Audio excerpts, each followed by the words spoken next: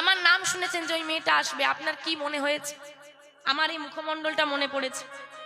আমার নামে কিন্তু দ্বিতীয় ব্যক্তিও থাকতে পারে পৃথিবীতে, কি থাকতে পারে না? আছে, আছে। আপনি সোশ্যাল মিডিয়ায় দেখতে পাবেন আমার নামে বহু মানুষ আছে, আপনার নামেও আছে। কিন্তু আমি আপনাকে চিনি বলে আপনার মুখমণ্ডলটাই আমার চোখের সামনে ভেসে উঠলো। আমি তাকে চিনি না বলে তা নয়।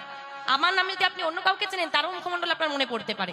তার মানে আমি যেটাকে বলছি সেটা হলো এই দেহটা, তাই তো? শিউলি বললে আপনি আমার দেহটাকে মনে করেন, আমাকে মনে করেন। আত্মা তো অদৃশ্য। তাই বলছে আমি, আমি মানে আমার এই দেহ। আরে যেটাকে আমি বলছি সেটাই তো আমার নয়।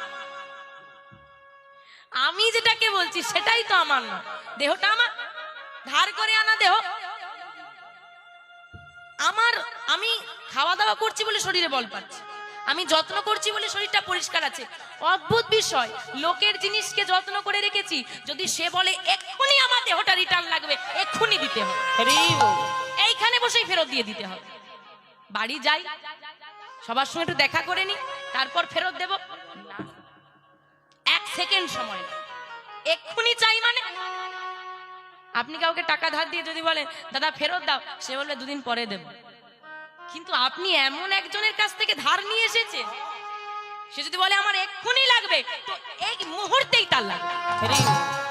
তোমার নিজের দেহটাকে ধরে রাখার ক্ষমতা নেই। আরে কি আছে তো